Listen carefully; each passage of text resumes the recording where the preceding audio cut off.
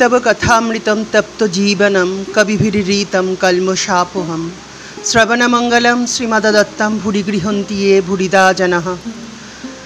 श्री श्री ठाकुरेर चरणे एवं श्री श्री मार चरणे शत कोटी कोटी प्रणाम जानिए आजकेर एपिसोड शुरू करছি। नमस्कार बंधुरा, आपनादेरके स्वागत आमार এই চ্যানেল स्पिरिचुअल आध्यात्मिक ब्लगे। যারা আমার চ্যানেলে নতুন বন্ধু সেই সব বন্ধুদের উদ্দেশ্যে বলছি, যদি আপনাদের আমার এই চ্যানেলটি ভালো লেগে থাকে তো please please like share subscribe করার রিকোয়েস্ট রইল। শ্রীমকথিত মাস্টারমশাই নামে খ্যাত মহেন্দ্র গুপ্তের শ্রী শ্রী রামকৃষ্ণ কথামৃত প্রথম পর্ব থেকে আমি পাঠ করছি। আজকে আমরা শুনব লেকচার ও ঠাকুর শ্রী রামকৃষ্ণ এবং ভক্তির উপায়। শ্রী রামকৃষ্ণ, বিরক্ত হইয়া তোমাদের কলকাতার লোকে ওই এক কেবল লেকচার দেওয়া আর বুঝিয়ে দেওয়া। আপনাকে কে বোঝায় তার ঠিক নাই। তুমি বুঝবার কে? যার জগৎ তিনি বুঝাবেন। যিনি এই জগৎ করেছেন, চন্দ্র সূর্য মানুষ জীবজন্তু করেছেন। জীবজন্তুদের খাবার উপায় পালন করবার জন্য মা বাপ করেছেন, মা বাপের স্নেহ করেছেন, তিনিই বুঝাবেন। তিনি এত উপায় করেছেন আর এই উপায় করবেন না? যদি বুঝাবার দরকার হয় তিনিই বুঝাবেন। তিনি তো অন্তর্যামী। যদি ওই মাটির প্রতিমা পূজা করাতে কিছু ভুল হয়ে থাকে তিনি কি জানেন না তাকেই ডাকা হচ্ছে? তিনি ওই পূজাতেই সন্তুষ্ট হন। তোমার ওর জন্য মাথা ব্যথা কেন? তুমি নিজের যাতে জ্ঞান হয়, ভক্তি হয় তার চেষ্টা করো। এইবার তাহার অহংকার বোধ হয় একেবারে চূর্ণ হইল। এগুলি কথা ঠাকুর মাস্টারমশাইকে বলছিলেন তার অহংকার চূর্ণ করার জন্য।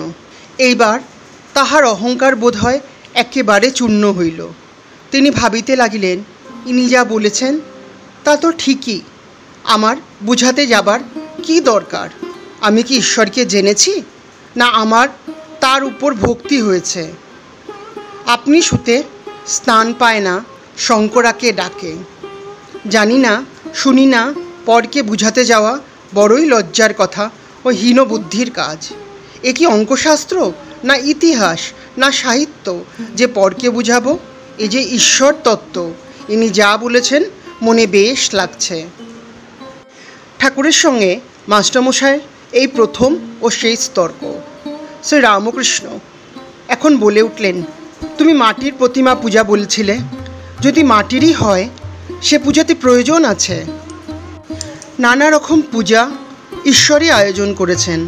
যার জগৎ তিনি এসব করেছেন অধিকারী ভেদে। যার যা পেটে সয় মা সেইরূপ খাবার বন্দোবস্ত করেন। এক মার 5 ছেলে, বাড়িতে মাছ এসছে। মা মাছের নানা রকম ব্যঞ্জন করেছেন।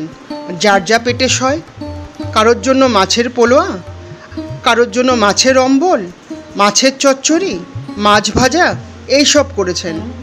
যেটি যার ভালো লাগে, যেটি যার পেটে সয়, বুঝলে? মাস্টারমশাই বললেন, আজ্ঞে হ্যাঁ। বন্ধুরা, মাস্টারমশাই এতদিন অহংকার করতেন তার বিদ্যা নিয়ে, তার অঙ্কশাস্ত্র, ইতিহাস এগুলি পড়াশোনা নিয়ে। কিন্তু তিনি তো শুধু পড়াশোনাই করেছেন, ঈশ্বর তত্ত্ব তো বোঝেন না। তাই ঠাকুর তাকে বুঝিয়ে দিলেন ঈশ্বর তত্ত্ব কী, ভাব কী, ঈশ্বরে ভাব আসলে কি হয়। এখন পঞ্চম পরিচ্ছেদ ভক্তির উপায় আমি পাঠ করছি। মাস্টারমশাইয়ের দর্প চূর্ণ হয়ে গেছে। এরপর মাস্টারমশাই অতি বিনীতভাবে ঠাকুরকে জিজ্ঞাসা করছেন, ঈশ্বরে কি করে মন হয়? তখন শ্রী রামকৃষ্ণ বলছেন, ঈশ্বরের নাম গুণ গান সর্বদা করতে হয়। আজ সৎসঙ্গ, ঈশ্বরের ভক্ত বা সাধু এদের কাছে মাঝে মাঝে যেতে হয়। সংসারের ভিতর ও বিষয় কাজের ভিতর রাত দিন থাকলে ঈশ্বরে মন হয় না। মাঝে মাঝে নির্জনে গিয়ে তার চিন্তা করা বড়ই দরকার। প্রথম অবস্থায় মাঝে মাঝে নির্জনে না হলে ঈশ্বরে মন রাখা বড়ই কঠিন। এরপর ঠাকুর বলছেন, যখন চারা গাছ থাকে তখন তার চারিদিকে বেড়া দিতে হয়। বেড়া না দিলে ছাগল গরুতে খেয়ে ফেলে। ধ্যান করবে মনে, কোণে ও বনে, আর সর্বদা সৎ সৎ বিচার করবে।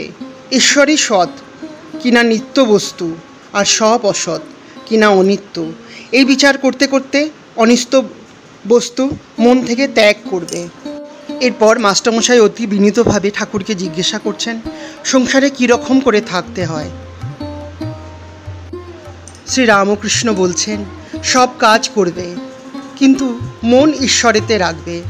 স্ত্রী, পুত্র, বাপ, মা সকলকে নিয়ে থাকবে ও সেবা করবে যেন কত আপনার লোক, কিন্তু মনে জানবে যে তারা তোমার কেউ নয়। বড় মানুষের বাড়ির দাসী সব কাজ করছে কিন্তু দেশে নিজের বাড়ির দিকে মন পড়ে আছে। আবার সে মনিবের ছেলেদের আপনার ছেলের মতো মানুষ করে, বলে আমার রাম আমার হরি, কিন্তু মনে মনে বেশ জানে এরা আমার কেউ নয়। কচ্ছপ জলে চড়ে বেড়ায় কিন্তু তার মন কোথায় পড়ে আছে জানো? আড়ায় পড়ে আছে যেখানে তার ডিমগুলি আছে। সংসারে সব কর্ম করবে কিন্তু ঈশ্বরে মন ফেলে রাখবে। আবার দেখো, এই মনে নির্জনে ঈশ্বর চিন্তা করলে জ্ঞান, বৈরাগ্য, ভক্তি লাভ হয়। ঈশ্বরে ভক্তি লাভ না করে যদি সংসার করতে যাও তাহলে আরও জড়িয়ে পড়বে। বিপদ, শোক, তাপ এসবে অধৈর্য হয়ে যাবে, আর যত বিষয় চিন্তা করবে ততই আসক্তি বাড়বে। একথা ঠাকুর বলছেন। ঠাকুর আরও বলছেন তেল হাতে মেখে তবে কাঁঠাল ভাঙতে হয়, তা না হলে হাতে আঠা জড়িয়ে যায়। ঈশ্বরে ভক্তিরূপ তেল লাভ করে তবে সংসারের কাজে হাত দিতে হয়, কিন্তু এই ভক্তি লাভ করতে হয় নির্জনে। এই ভক্তি লাভ করতে হলে নির্জন হওয়া চাই। মাখন তুলতে গেলে নির্জনে দই পাততে হয়, দইকে নাড়ানাড়ি করলে দই বসে না। তারপর নির্জনে বসে সব কাজ ফেলে দই মন্থন করতে হয়, তবেই মাখন তোলা যায়। ঠাকুর আরও বলছেন আবার দেখো, এই মনে নির্জনে ঈশ্বর চিন্তা করলে জ্ঞান, বৈরাগ্য, ভক্তি লাভ হয়, কিন্তু সংসারে ফেলে রাখলে ওই মন নীচ হয়ে যায়। সংসারে কেবল কামিনী কাঞ্চন চিন্তা। হ্যাঁ বন্ধুরা, ঠাকুর কামিনী কাঞ্চন ত্যাগ করে ঈশ্বর চিন্তায় নিজেদেরকে সঁপে দিতে বলেছেন, তবেই ঈশ্বরকে পাওয়া যায়, ঈশ্বরের সাধনা করা যায়। নির্জনে গিয়ে বনে বা খালি জায়গায় যদি সাধনা করা যায় তাহলে ঈশ্বরকে পাওয়া যায়। তারপরে মনটা যখন পাকা হয়ে যায় ঈশ্বর সাধনা করতে করতে, তখন সংসারে এসে থাকলেও কোনো চিন্তা নেই, মন তখন ঈশ্বরেই বাঁধা থাকবে। তো বন্ধুরা, আজকে আমরা কথামৃত থেকে জেনে নিলাম ঠাকুর শ্রী শ্রী রামকৃষ্ণ পরমহংসদেব ঈশ্বর সাধনায় কি কি করতে বলেছেন। আজকে এই পর্যন্তই। এর পরের দিনে আরেকটি নতুন এপিসোডে ঠাকুরের নতুন কথা নিয়ে কথামৃত থেকে আমি পাঠ করে শোনাবো। ঠাকুর ও শ্রী শ্রী মার চরণে শত কোটি কোটি প্রণাম জানিয়ে আজকের এপিসোড এখানেই শেষ করছি। আপনাদের যদি আমার এই চ্যানেলটি ভালো লেগে থাকে তো প্লিজ লাইক, শেয়ার, সাবস্ক্রাইব করার রিকোয়েস্ট রইল। নমস্কার।